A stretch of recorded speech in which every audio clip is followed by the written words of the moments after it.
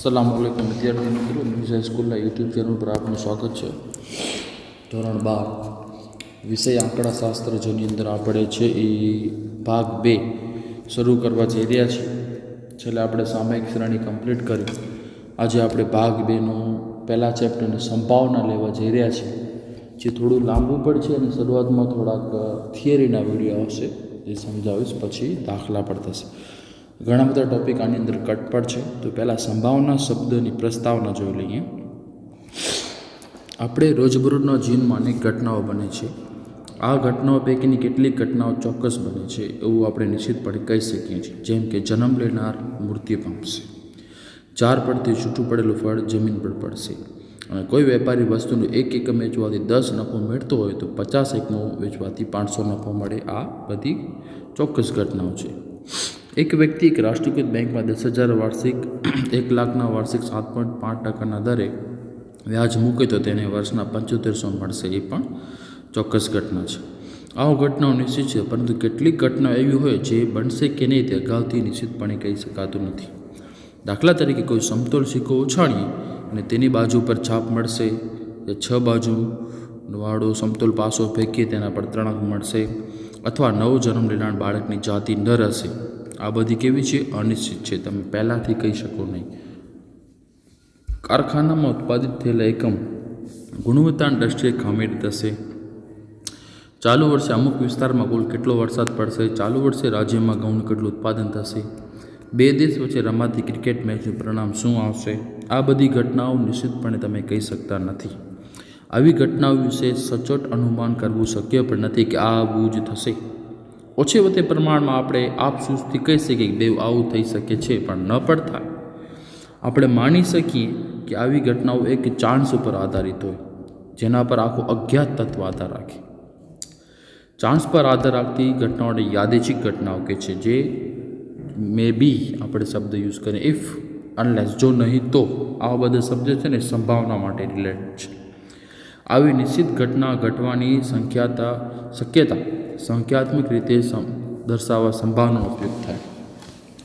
આપણે સંભાવના શબ્દ એમ તો આપણે વારામાં ઉપયોગ કરીએ છીએ કે ભાઈ આજે વરસાદ પડવાની સંભાવના છે, આજે આમ થવાની સંભાવના છે, પણ થાય પણ ન પણ થાય. ઇન્ડિયા જીતવાની સંભાવના છે, થાય પણ ન પણ થાય. તો આજે આપણે ઉપયોગ કરીએ છીએ તો બોલીએ છીએ પ્રોબેબિલિટી, જેનું આંકડાશાસ્ત્ર નામ છે સંભાવના. આ પ્રકરણમાં આપણે સંભાવનાનો સિદ્ધાંત, એની પ્રશિષ્ટ વ્યાખ્યાઓ અને ઉદાહરણનો અભ્યાસ કરીશું. તો સૌથી પહેલાં લઈએ યાદચ્છિક પ્રયોગ અથવા નિર્દેશ અવકાશ. તો દાખલા તરીકે તમે એક પ્રયોગ કરો, તે તમને ચિત્રમાં આપણે આપેલું છે. એક સમતોલ સિક્કો ઉછાળો. એ પ્રયોગના 2 શક્ય પરિણામો છાપ અને કાંટો પરિણામ મળશે. હવે હેડ યા ટેલ જેને આપણે કહીએ છીએ, આપણે ધારી લઈશું કે સિક્કો તેની ધરી પર ઊભો રહેતો નથી, મતલબ 2 પરિણામ તો નહીં જ મળે.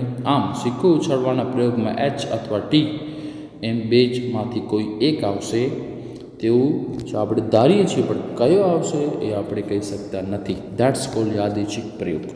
એવી રીતે તમે સમજી લો કે પ્રયોગ 2, આપણે એક સાપ સીડીનો છે પાસો લઈએ, 1 2 3 4 5 6 જેના પર અંકિત થયેલા હોય. તમે 500 ફેંકશો તો પાસા ફેંક્યામાં તમને આટલી ખબર છે કે 1 થી 6 માંથી કોઈ એક આવશે, પણ કયો આવશે એ તમે કહી શકતા નથી. તો ધેટ્સ કોલ્ડ યાદચ્છિક પ્રયોગ.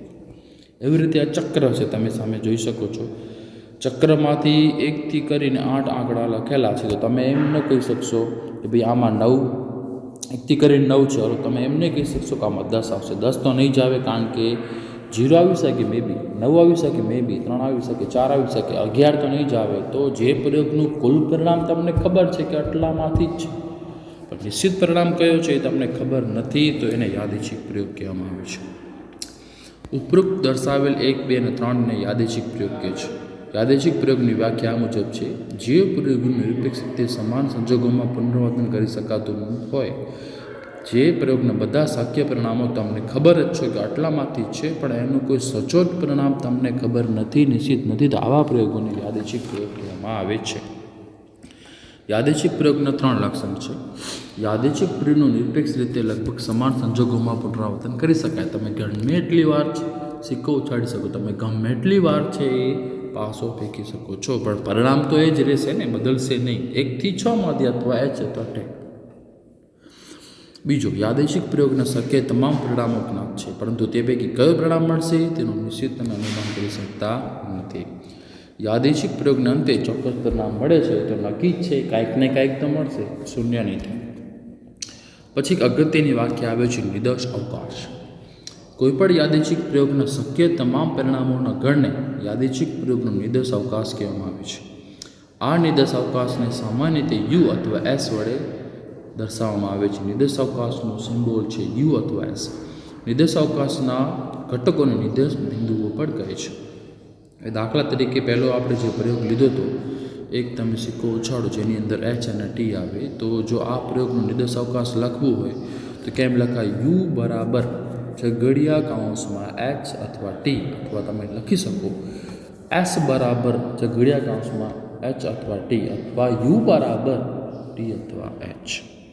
એવી રીતે પાસો જે ફેંકવાનો આપણે જે પ્રયોગ સમજો તો એની અંદર જો આપણને એમ કહે કે નિર્દેશ અવકાશ લખો, તમે શું લખશો? યુ બરાબર 1 2 3 4 5 6 7 તો નહીં જોઈએ પાછા.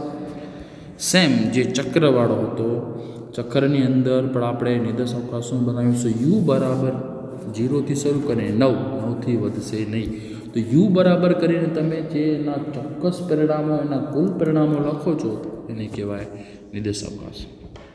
શાંત નિર્દેશ અવકાશ. યાદચ્છિક પ્રયોગના નિર્દેશ અવકાશમાં કુલ શક્ય પરિણામોની સંખ્યા પરિમિત હોય, નક્કી હોય ને શાંત નિર્દેશ અવકાશ કહે છે. ઉપર દર્શાવેલા 3 યાદચ્છિક પ્રયોગ નિર્દેશ અવકાશના શાંત નિર્દેશ અવકાશના ઉદાહરણ છે. જે તમને ખબર જ છે કે 2 પરિણામ મળશે, આનાથી વધશે નહીં, એ શાંત છે. અનંતમાં ઊંધું હશે. યાદચ્છિક પ્રયોગના નિર્દેશ અવકાશમાં કુલ પરિણામોની સંખ્યા અપરિમિત હોય તેવા નિર્દેશ અવકાશને અનંત નિર્દેશ અવકાશ કહે છે. દાખલા તરીકે ઉત્પાદિત ઇલેક્ટ્રોનિક બલ્બનું આયુષ્ય કલાકમાં માપી નોંધીએ તો વાસ્તવિક સંખ્યા એલનું મૂલ્ય 0થી મોટું હોઈ શકે છે. ઇલેક્ટ્રિક બલ્બના આયુષ્યના માપવાના પ્રયોગના શક્ય પરિણામો અનંત છે. કેટલા કલાકો સુધી ચાલશે તમે કહી ન શકો, તો એ અનંત નિર્દેશ અવકાશ છે.